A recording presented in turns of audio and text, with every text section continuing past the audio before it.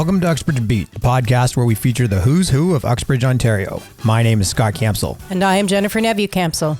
Politics is a remarkably divisive topic, and we believe that this episode is likely to ruffle some feathers. Like any politician, our mayor, Dave Barton, is either the hero or the villain of the story, and lately, according to social media and our own local newspaper, the Uxbridge Cosmos, things seem to be swaying away from him being the hero. Uxbridge has several projects on the go that are upsetting citizens and business owners, and we wanted to give Mayor Dave an opportunity to speak, in his own words, to those concerns. We are certain that this episode will draw some criticism, and we're welcoming the conversation on our website and on our Uxbridge Beat Facebook page, as we want to know what puts the beat into your heart as well.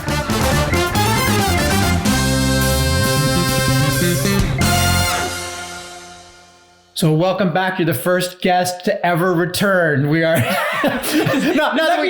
how many of you offered this option? That's true. I was thinking that I should put that in. We haven't asked for anybody to come back again. So maybe that's a good thing for you. I don't know. Yeah, exactly. I'm happy to be here. Great to be back. And I love what you're doing. I love listening to different podcasts. What's the guy's name who does the movie stuff? Andy Malcolm. Yes. So again, that was such a cool interview. Obviously my buddy Adam Ruppel was on, The Wedge. You've had all kinds of people on. It's great to get to a deeper understanding of people in Uxbridge that and yet you're the only one that's been twice. So Dave Barton, the encore, ladies and gentlemen. Thanks. Can I leave now? 2.0. I made my appearance, drop the mic, and go. Less is more is what I've been told. So we'd like to talk to you today about some contentious issues that have been arising on the socials. You have a large following of popularity with people who love you and adore you. And I would say a pretty adamant and vocal group that are not fans of you. I am a polarizing figure, it seems. Clearly.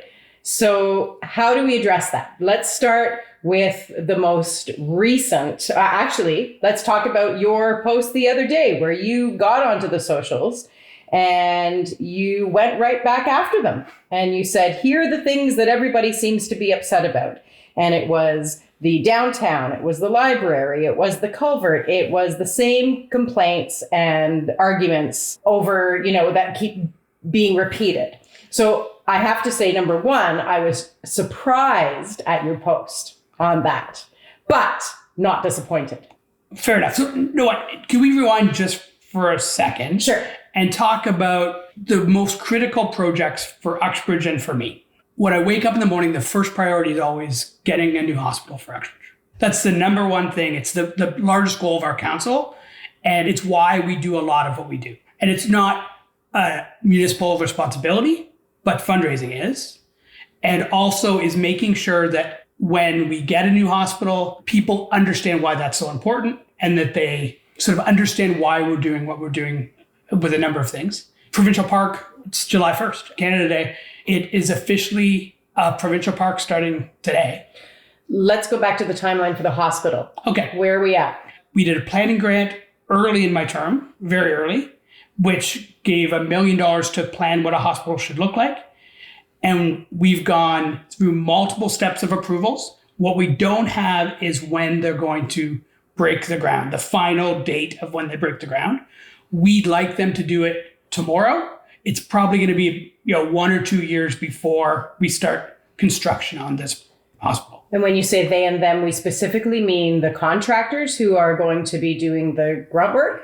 So I think we would say Oak Valley Health, which is the parent of our hospital, and they need ultimate approval to start digging from the province of Ontario. I see. Okay. So it will be Ministry of Health and and a number of different agencies, because the hospital campus will incorporate multiple ministries. Right. So that's, I like this because that's the first issue of we're waiting on bureaucracy, right? Yes and no.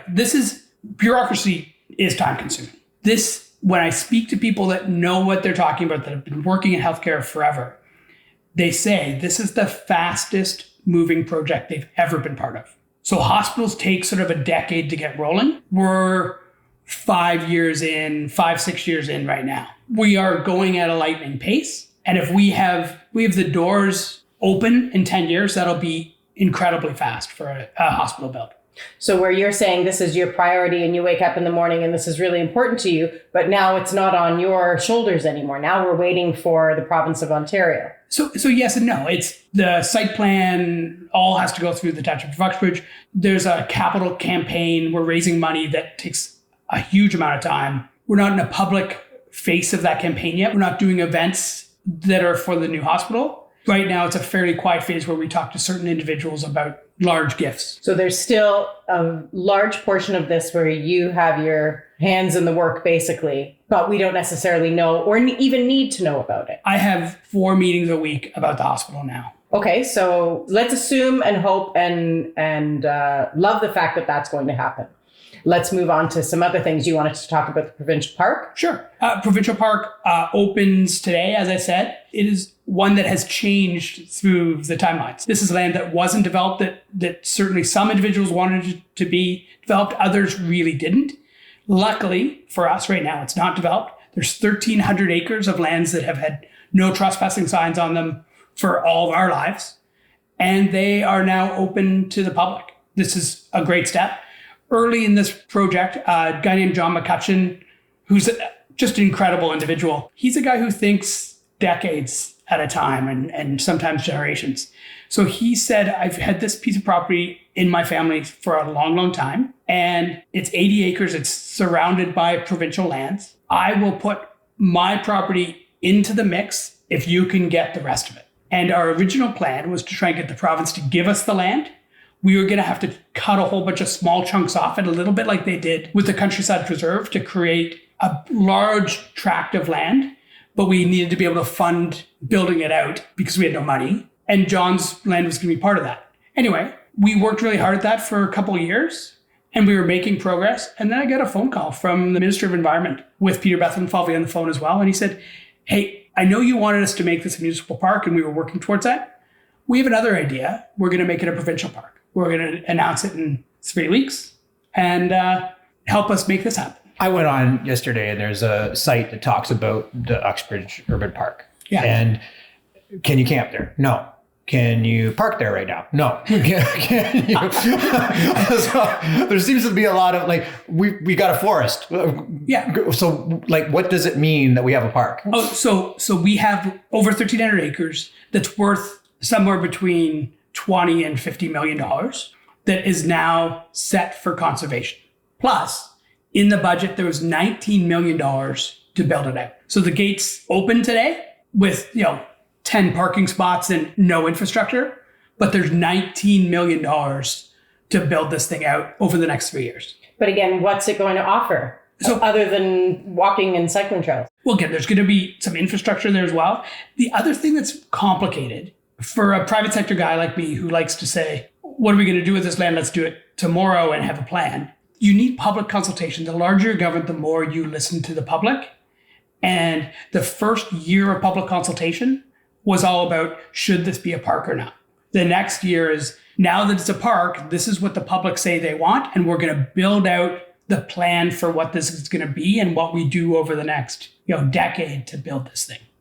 One of the things that has been proposed with it is that it will bring jobs to our residents. What kind of jobs are possible? Certainly park ranger jobs, tourism jobs, could be forestry jobs to clear trees that fall, could be building projects as you build washrooms and other types of buildings that the public might need if you go to a typical provincial park. One of the bigger pieces will be spin-off jobs. When we have little Uxbridge, 45 minutes from millions and millions of people, especially if we market this right, the après trail experience should be right downtown Uxbridge.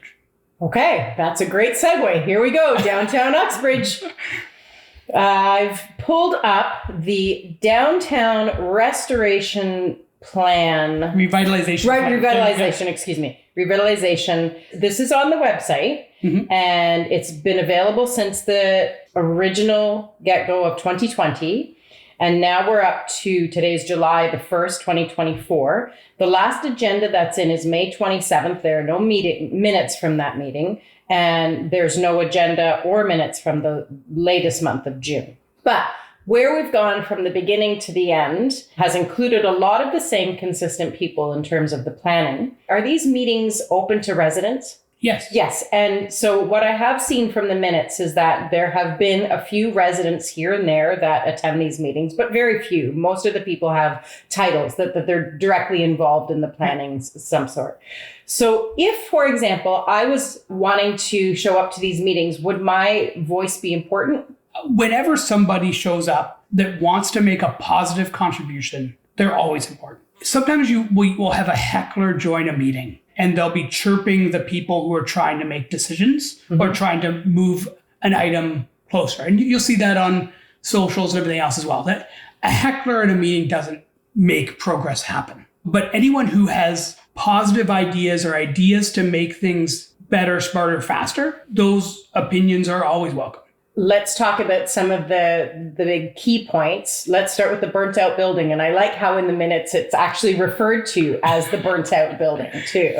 Correct me if I'm wrong. From what I understand, it is privately owned, but the person who owns it is in communication with the township. Is this correct? I think limited communication with the township. It's running through our bylaw and building department as we're attempting to get compliance.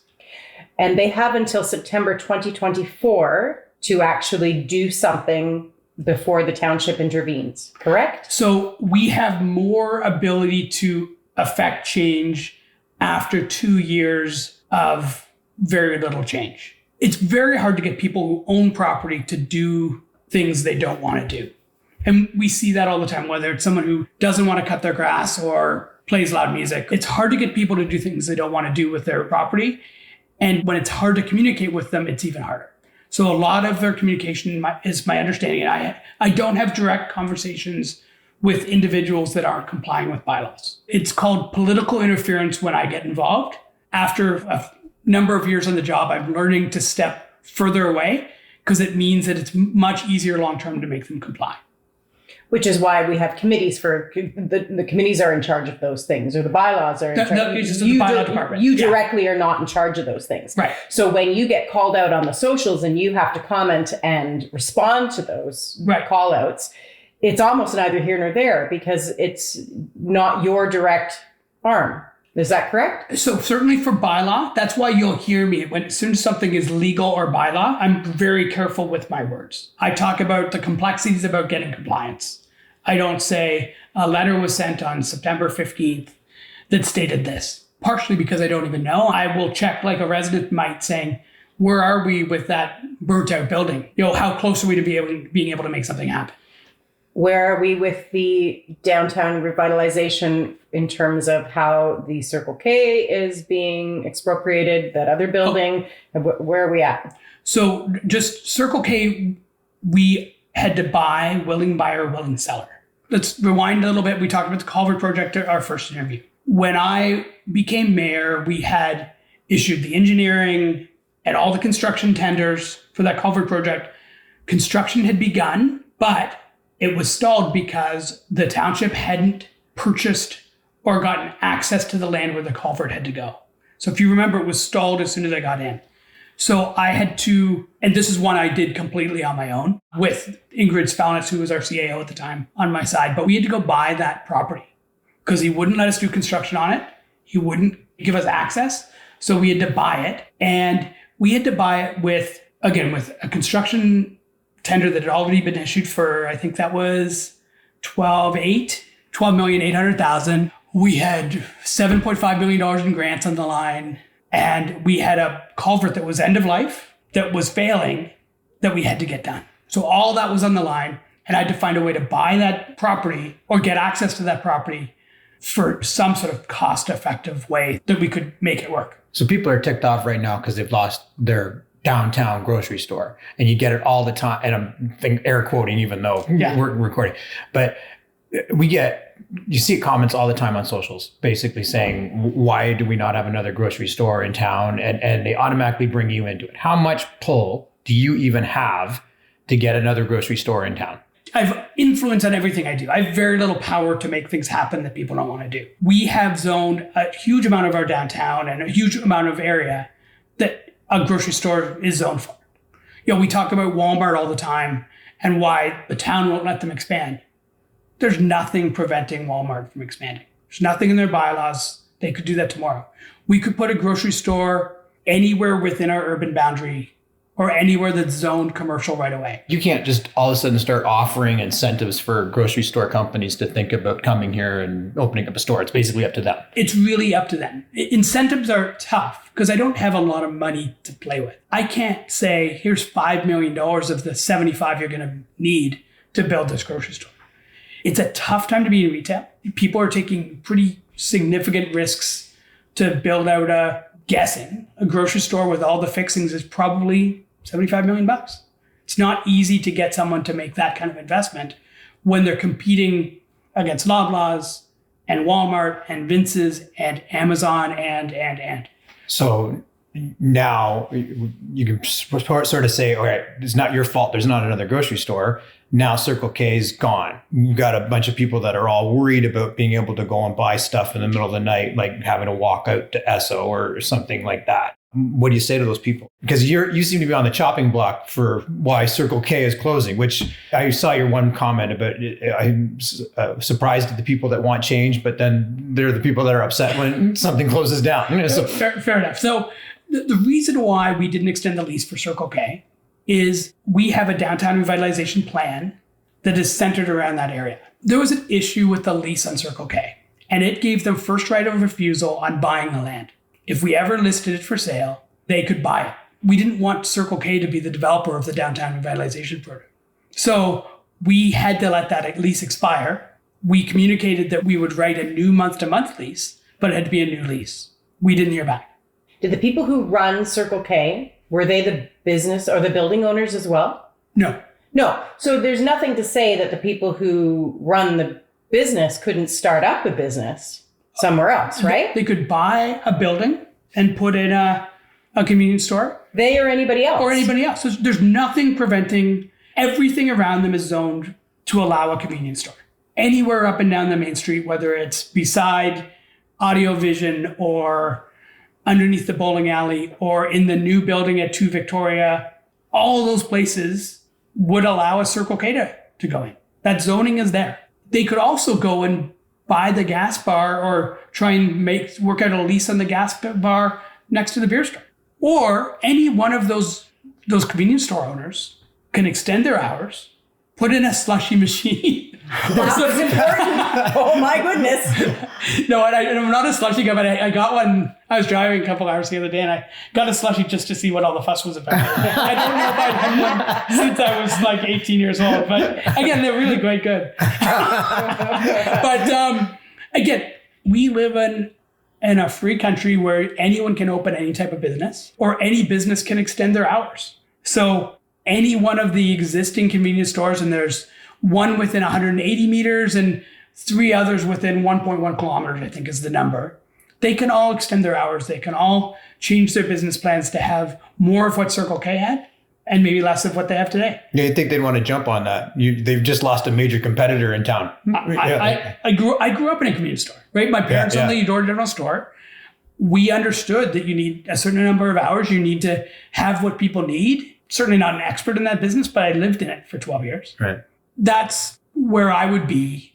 I'd extend my hours on day one, and I would put advertising all over the place saying, we have a slushy machine. We have a slushy machine and we're open 24/7. And soon enough, they're going to be able to sell booze too. Yeah, it's a great time to be in the convenience store business just because of the changes in alcohol sales. So timeline for the downtown, for what we see as the mock-ups. We're getting closer. You've seen a statement from me. I don't know if you've seen it or not, but we are expropriating the corner. So everything from the Remax building right down to the old Petit Fleur or Ballinger's Better Buy building. Wow, that goes back, eh? I know. See, I can remember that too. Yeah, but this is an area that we've heard forever. These are some of the worst buildings in town. And they said, we need to make sure that we're making people clean up. And unless we start cleaning up, it's never going to be a vibrant downtown. We're doing it. It's critical to the area. Look at any drawings we made. I made drawings before I was even mayor. And it was of that corner saying, this is going to be important. We need the right types of businesses down here. And we have an opportunity to build out this area post-culvert, because it's no longer in the floodplain, to build this out where we have way more vibrant businesses. We can get more people living in nice places downtown. Whether you're our age or our parents' age or young people starting out, you may want to live in a condo in downtown Uxbridge or an apartment in downtown Uxbridge. Okay, so 2024 again, timeline. So expropriation could take a year, and we are talking to people. We're doing two things. We're creating a marketing plan on gross square footage that site can allow. So kind of putting it out the way you market to developers. And there's certain magazines when you open, you'll see, site ready, it's zone this, it allows for this many stories, etc. This is an opportunity for someone in the development game to build out. We've been talking to people for 3 years on sort of what we're putting together. We heard a major obstacle to that was that some of the land had multiple owners, which is why we decided we needed one big owner on as much of the site as possible. So timelines, and it depends. So a year to expropriate could be less, and we are already creating those plans. If someone came to us tomorrow and said, we want to buy this a year from now for this much money, including the land you just expropriated, we'd have to go through a public process, but we'd sell it with a vision on what we all agreed it would have to be. So this could happen in a year. Until we see shovels in the ground, it could take them longer because that's going to depend on sales and sales of some of those units and the vision and the drawings. And I'd love to see shovels in the ground on that site in less than 5 years would be a win. So what can speed things up? Because you're looking at a major hole in the middle of town. Really big things that are critically important take a significant amount of time. The fact that we will own those lands and there'll be one owner that's very motivated to make this happen. The fact that we've got the zoning already done, that we have some drawings already complete, and we have a vision that wasn't created by me, but was created by, I think we had 1,500 people put in surveys on what they thought the downtown should look like. We put all that data together, and now we have a pretty good plan of what we want. We need a partner that sees that vision and has some of their own. And then we can get this thing built out. But again, it'll be another really big construction project. None of what I'm doing can happen overnight. We can buy new furniture and pave a parking lot really, really quickly. What we can't do is build buildings that hundreds of people will live in 6 months. Hundreds of people that already live here are hoping for affordable housing. Mm-hmm. And how? Help us out here. Sure. Again, out of that same downtown revitalization plan, unfortunately, we had the tornado 2 years ago that took out the United Church. They were already planning a housing unit on the back of that church. But when they lost that church, their plans got bigger. I think you've probably seen it, but there's plans for twin 6-story buildings. I think it's 105 units. We got $2.75 million in grants from the region of Durham for affordable housing that gets us 24 units that are affordable. That might be rent geared to income, or it might be, major subsidy, but they will be below market rent, significantly below market rent for those people that need housing the most. Plus, again, I own rentals. I own some in town. When there's no competition, the prices go up really quickly. As soon as there's some new units going in, it changes the market really quick. And you guys have been in the rental game before. When there's a new development of 50 homes, you all of a sudden have some options on where you're going to live. Hey Uxbridge, when I first opened Okamikai Martial Arts and Fitness in September of 1999, we only had a small dojo with tiny change rooms, and we only offered karate classes. We now have a 3,000 square foot training facility, and that's not including our spacious change rooms with showers inside Body Fit Health Club. We still offer karate, but we also offer classes in Aikido, Brazilian Jiu-Jitsu, and weapons including Japanese sword. We also have great fitness classes that'll keep you motivated to take your training to the next level. As much as I'm proud of these accomplishments, our biggest success is in our programs for children. We're not just happy with kids winning medals, we want them to win at life. That means increasing their focus, self-discipline, self-confidence, and self-esteem, and not just their self-defense skills. We haven't slowed down in our almost 25 years of operation. We've gotten bigger, better, and we're just getting started. Now is the time for you and your family to get started along with us. Contact us today at Okamikai Martial Arts and Fitness at okamikai.com. Okay, Cosmos wasn't great for you this week. I'm just going to throw it out there. Sure, let's go through it. Zephyr Library. Janet Betts wrote a nice little letter to the editor talking about the fact that there were 452 people that signed a petition trying to keep the library and the community center separate. Now, you got any comments on that? Okay. United Church is closing right beside the Zephyr Library. The parking lot for the Zephyr Library is owned by the United Church. Think the well, it's a shared well and a shared septic for those sites. We have a Zephyr Library that's smaller than the room we're in right now. It's not accessible yet. It needs some work. And you can't really run good programming in a really small space for kids or for anyone for that matter. 300 meters down the road-ish, we have the Zephyr Hall, which is full 5 days a year. 5 days a week. No, a year. Yeah. So it's full like 5 days a year. So it's underutilized in a huge way. Okay. If we join those two facilities and we have the library open and the hall open at the same time, then we have a huge park in that area. We have a play set. We have a basketball net, baseball area. If we have washrooms and a facility open right next to it, it's way, way better. Joined facilities, community areas work better. When you have your assets mixed in a bunch of different spots, it's not as good. Think of you guys in the gym. When you guys are next to Body Fit and you share washrooms and you share opening hours and they can use your space for certain things and you can use theirs for certain things, it makes everyone's life way cheaper. I didn't even know there were 452 people in Zephyr. There probably isn't. It's a change.org. So if I wanted to do a change.org saying, let's think of something crazy. Let's tell Dave Barton that there should be parking spots on Mill Street. This is crazy. You write a good word thing, and it might go partially viral, and you could probably get 1,000 signatures on that. Okay, but now there's a survey that's out that's available for people to fill out, and this could be done by people that live in Uxbridge. Why are people in Uxbridge allowed to say what happens to Zephyr? Is it because of a tax thing? Well, it's because I serve all the residents of the township of Uxbridge. When you're setting boundaries, it's all the taxpayers should get to be able to help us when we're asking their opinion on anything. If we have a survey on the Uxbridge Library, people in Zephyr can also comment on that. Okay, so what are your thoughts by amalgamating these? Are you talking about putting the library in the community center, or what's your plan? So we have drawings that are already made, and they're not perfect yet, but it's a way to put these two facilities together, have enough room for the books, and then have the common spaces when the hall is not fully utilized. The common spaces of the hall would be areas that you can run programming. What we lose, I think it's 25 people of capacity out of the hall, we lose. So it becomes good for, and I don't have my figures with me, but it's good for 100 instead of 125 in terms of full capacity then. So do you see their point of view as to why they'd want to keep it separate? There are people that don't like change. So I get that there's some very passionate people that don't want to see anything change or don't trust any decision that's made in Uxbridge for people of Zephyr. That happens.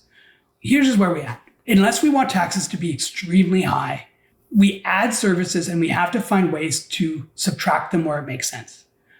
As an example, we had the Goodwood Old Town Hall on Front Street, and then we had the Goodwood Hall that was fully utilized. One really old building that needed a ton of work that was the Schitt's Creek Town Hall. In retrospect, we may have wanted to keep it.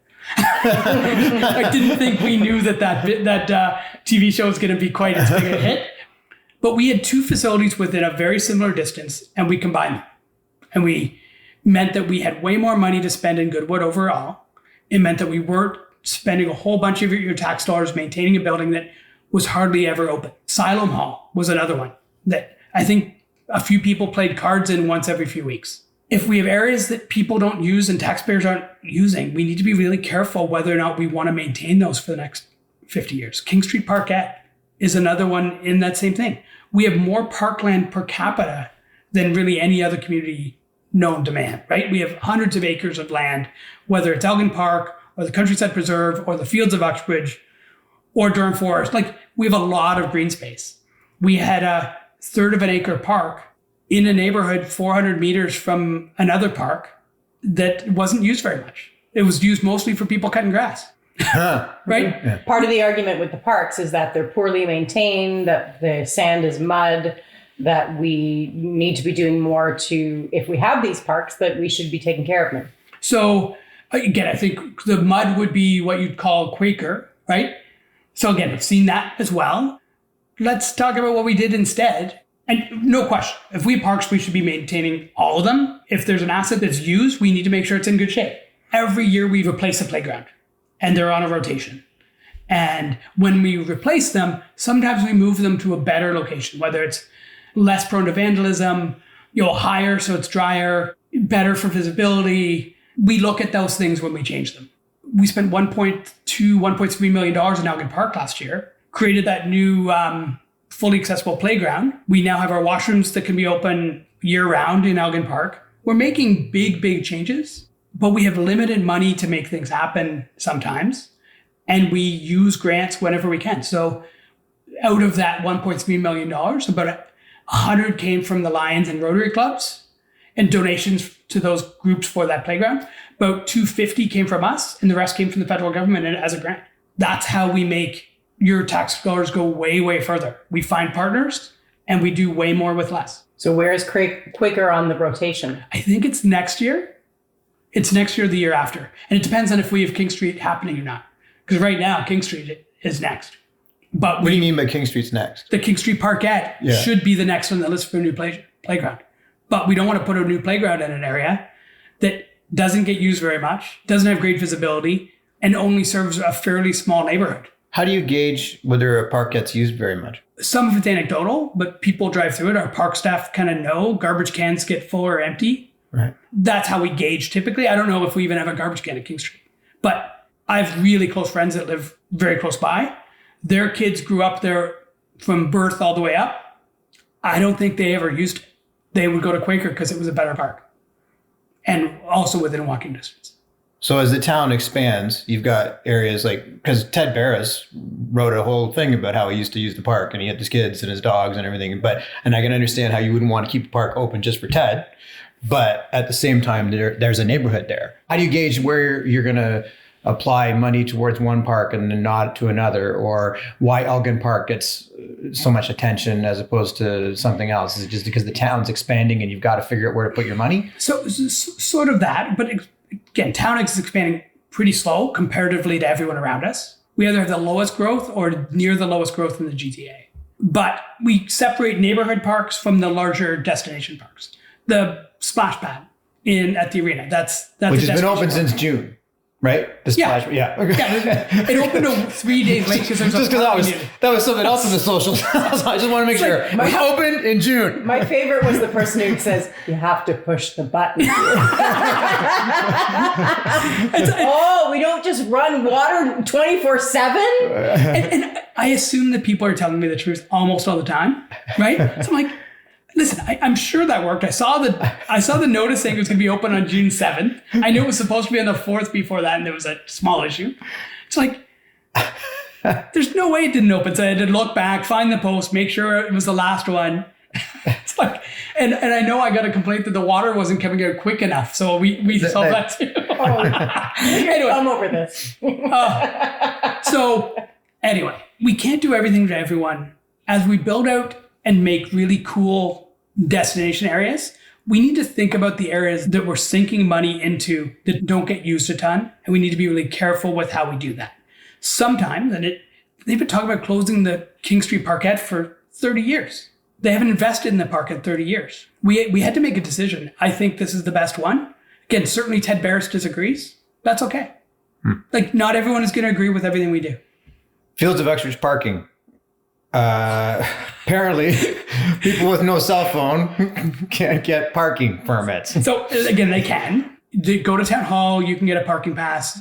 Anyone at any time can go to town hall and they'll walk them through that system, add into the list any resident.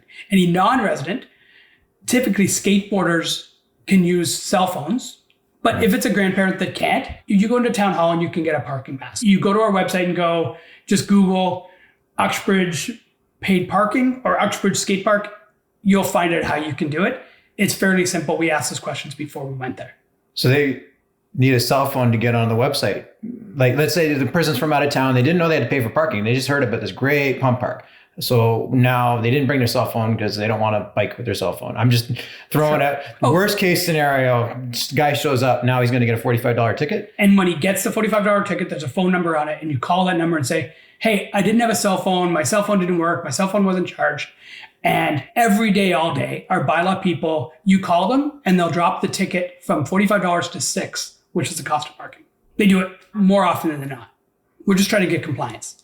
And the reason we charge for parking is we had, especially during COVID, I don't know if you remember this stuff, but we had this amazing asset that needs maintenance, it needs garbage pickup, that a lot of people from out of town were using. It was only fair to our taxpayers that we get a little bit of revenue to cover some of the costs of operating that facility. Certainly we won't get our capital costs back, but the garbage pickup and things like that is now funded. It's funded because we have a little bit of money coming in every year, and a little bit of money goes a long, long way. When we can make something sustainable, we do that for everything.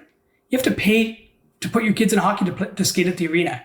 When you pay to have your kids play baseball, part of that money cuts the grass. There's already a pay-to-play system that's been in place since when we were born here, Scott. That's going to continue, and this is just one way to try and make it fair to everyone, especially when we had this amazing asset that was completely free. And again, a little bit of parking revenue makes it sustainable, so we're not adding $75,000 a year to fund some of those things like the skateboard. 11.6% retroactive pay raise. Okay, so let's separate that a little bit. Mine is way less than that because I get paid from the region as well. So it's more like 5. Okay, my pay raise.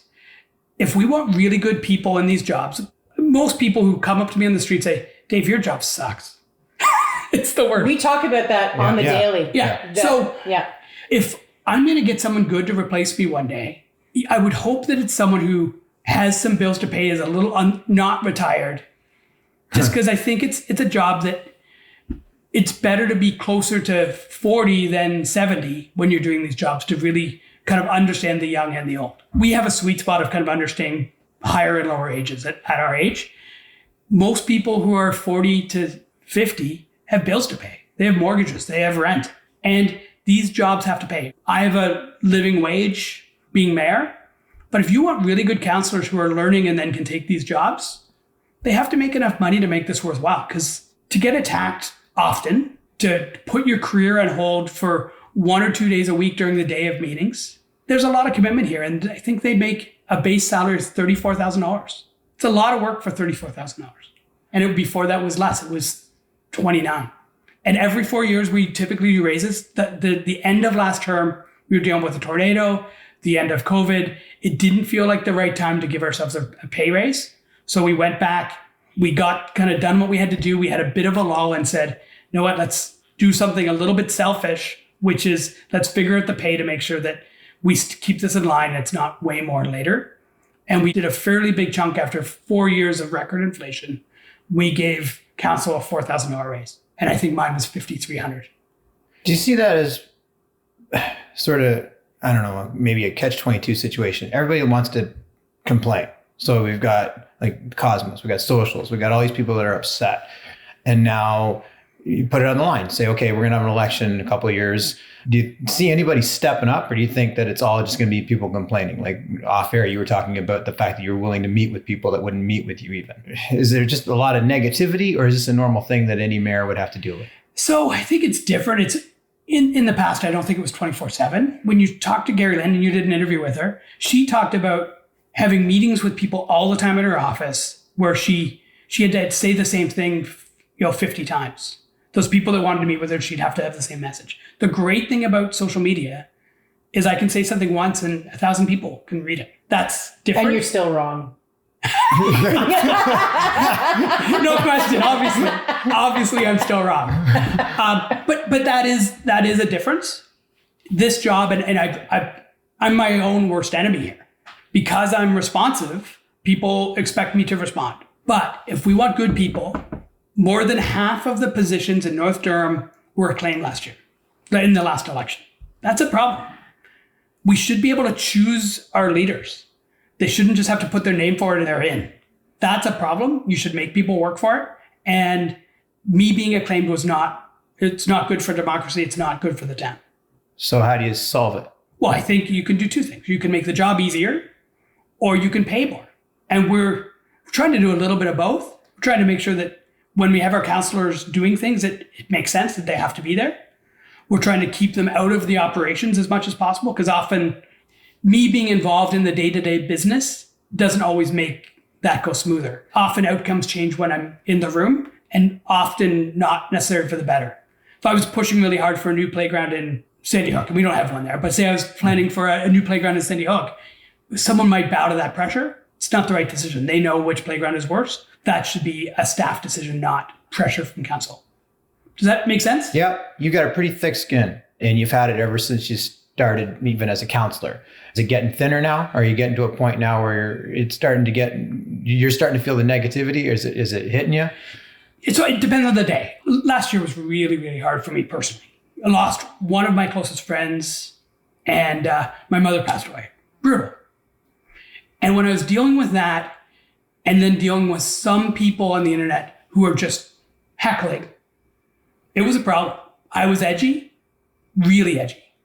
And I tried to hold that in. It was really hard to deal with life and death decisions for people that I love, and to have someone complaining about things that I made the right decision, certainly from my standpoint. When I have a thin skin, it's typically an outside influence. And naturally, I'm a little bit crocodile-like when it comes to skin.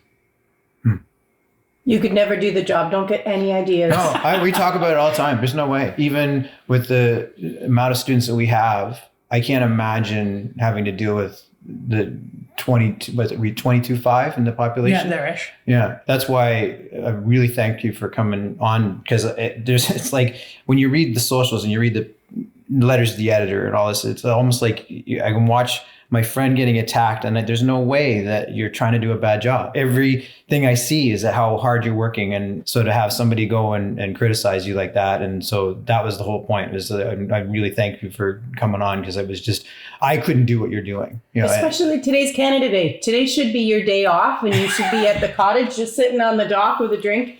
And I know you're not. I know you're going to be here for the celebrations this evening at Elgin Park as well. But you didn't have to come over, and we didn't even drink a beer. So we might turn off the microphone and do that now. Hey, I get that. That totally works. We should plan it more accordingly on the time of day. Just something else I want to say. Just about positivity here.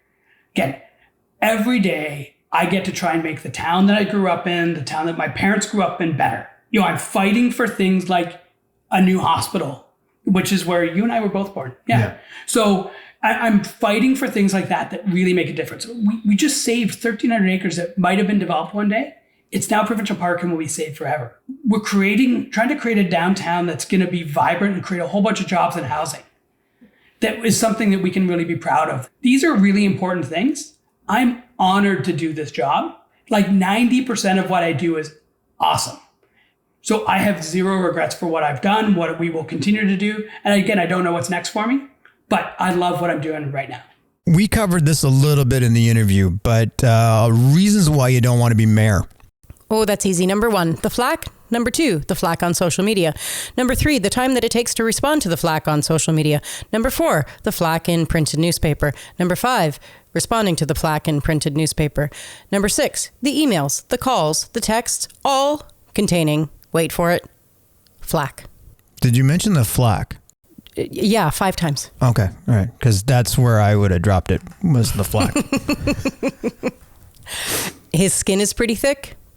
That's a lot of time that he takes to respond to concerns. He's very, very accessible. Yep, and yet accessible, but how interested are people that are actually giving him the flack? Because I know he said that he would meet with some of these people. The only problem was he had to meet with them at 9:00 at night because he wanted to do it after office hours. And these people wouldn't stand up and meet him. So how passionate are they? And let's take that passion to the next level.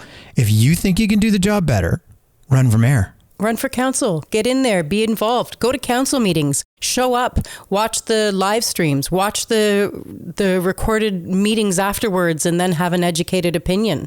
Now, granted, this isn't everybody. There are some people that I'm sort of assuming that are pretty regular on this, that they sort of know what's going on. And there have been some people that have complained and said, we tried to bring concerns to him and he was dismissive and condescending. I think that was something that came out as well. So I'm assuming that those people have at least had some kind of interaction with him. But I think anybody who gets into politics is out there to make a change because they think they can do a better job. So who's rising up? Let's do better, Uxbridge. Let's go to those council meetings. Let's volunteer.